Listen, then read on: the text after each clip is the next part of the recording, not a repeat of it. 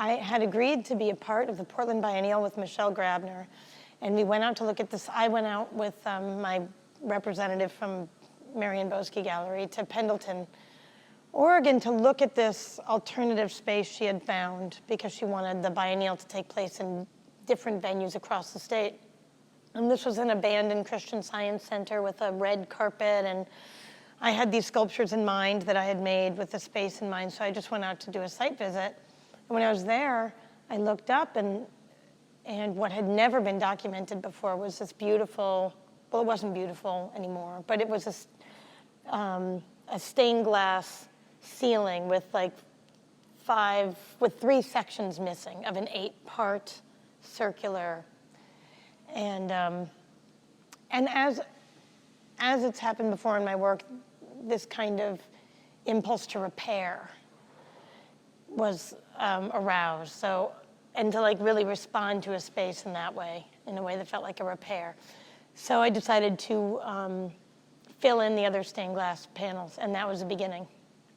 I called a mother from my children's school because she had made some stained glass transom windows with David Schlicker, who's a stained glass artisan in Portland, and I went straight to his shop and we started planning this together. I worked on this project with David Schlicker, all the while becoming more and more desperate to touch the glass myself. And I kept trying to get in there too. Can I go in? Can I paint the glass myself? And he was like, not really. I mean, this is my shop and I have employees, and I mean, I got it. But then I found out about Bullseye. I mean, he talked about Bullseye in terms of supplying some of the colors, but it had never been on my radar. Glass had never been on my radar. I hadn't just sort of sat with the possibilities of glass. So yeah, there was a desperation to work with it, and I was very lucky to get a residency with Bullseye. It's really great here. I mean, I haven't worked in that many studios, but I am frequently surprised. Maybe I don't have such high expectations in general, but how welcome I've felt, how easy it's been, how laid back everyone is, and friendly and helpful and mellow, how much space I'm welcome to occupy. How well things turned out, all the beginner's luck, you might call it, in the kiln, you know? So I came in with a kind of impossible project, right? So impossible that I wasn't even gonna say it was a project yet, right? I sort of wanna do this, probably not possible, we'll just kind of see, and here it is, it's basically complete. I mean, I have made my 80 feet worth of glass.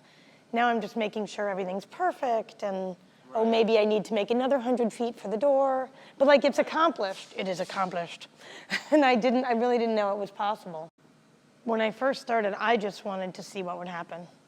I did actually know, but I did come, if you remember our first meeting, I did have that idea of where I might put stained glass in my gallery in New York. But the truth is that I wasn't sure that would work.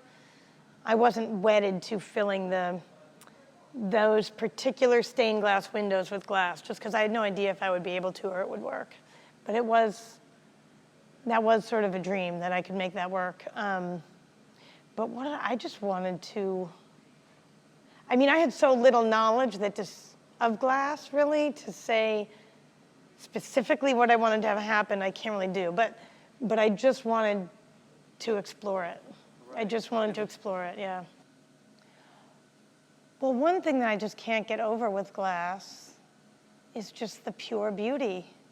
Do you know, I mean, my first work was like paper mache. There was almost a recoiling against beauty and authority of oil paint or something, you know, I mean, I don't know if we need to go here, but it really was, when I first started graduate school, you've got the history of art in your head, and they're white men. And they're white men with cigarettes. My friend Ruth, I put a cigarette in my panel the other day. I was thinking about my friend Ruth, who always made paintings, would put all these cigarettes in her paintings to refer to the Abex guys, the photographs of the Abex guys who are always smoking and looking at their paintings. So that was authority. And I was feeling very anti-authority, and I needed, as a woman making art and wanting to still stay radical and defiant, that I had to invent my own authority. And the way I did that as a 27-year-old in graduate school was I started with paper mache, just the cheap, free stuff around, right? And again, finding some kind of like, I was just reading Samuel Delaney. He also just said the real radicalism is in the body. So trying to have it come out of the body.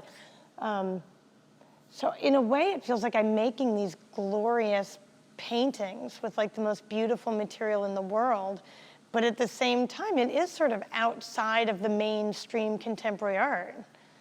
So it feels like all mine and pure invention to me, you know, because that's how I came into it. Now, I'm not laying that claim exactly, but maybe because I feel that way, it's giving me this freedom. So like you come and you know nothing, you do whatever you want.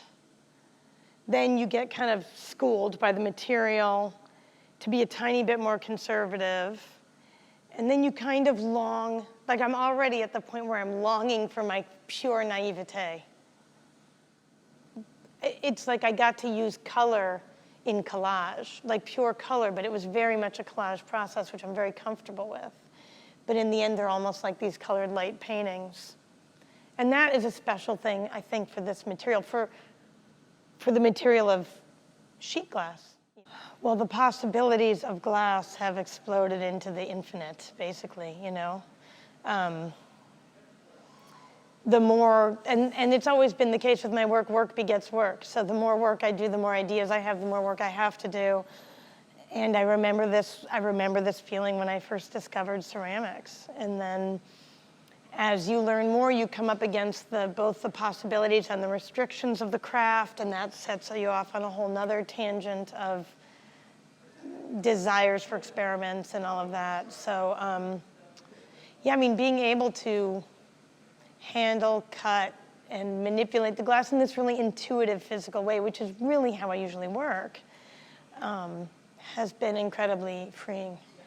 Well, I was amazed at what I consider my successes, you know, at just the beauty of these things, at how some of them could have this kind of holy beauty that comes from the material, but also kind of a punk aggressiveness or a free, offhand, casual touch, right? That's those messy fingers and that evidence of that manipulation and struggle is what's sort of missing when it goes through a fabricator.